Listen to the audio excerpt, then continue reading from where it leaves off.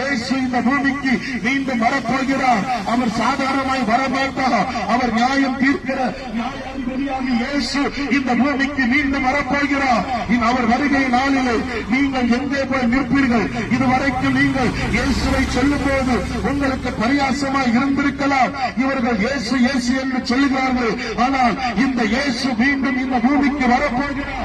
எப்படி வருவார் என்றால், பூமியை நியாயம் தீர்க்க போகிற நியாயாதிபதியாகிய இயேசு இந்த பூமிக்கு மீண்டும் வரப்போகிறார். அந்த வருகை நாளிலே நீ எங்கே போய் நிற்பாய்? அந்த வருகை நாளிலே நீ அவருக்கு முன்பாய் நிற்க வேண்டும் என்றால், இயேசுவின் இரத்தத்தால் கழுவப்பட்டவர், இயேசுவை சொந்த இரட்சகராய் ஏற்றுக்கொண்டவர்கள் மாத்திரமே இயேசுவுக்கு முன்பாக தவிர விபச்சாரத்தோடு, வேசித்தனத்தோடு, பாவ உலகாரத்தோடு, பலவிதமான பாவத்தோடு அவருக்கு முன்பாக நிற்க முடியாது.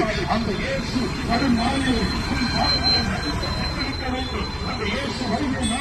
நீ உன் அக்கிரமத்தை விட்டு மனம் திருந்திருக்க வேண்டும். அந்த இயேசு வருகிற நாளில் உன் விபச்சாரம், வேசித்தனம், கலவு, காம விவகாரம், விக்கிரக ஆராதனை போன்ற பாவத்தை விட்டு நீ மனம் திருந்திருக்க வேண்டும். நீ மனம் திரும்பாத பட்சத்தில் உன் வாழ்க்கை மரணத்துக்கு தான் போகுமே தவிர நித்திய ஜீவனுக்கு நேராக உன் வாழ்க்கை போகாது.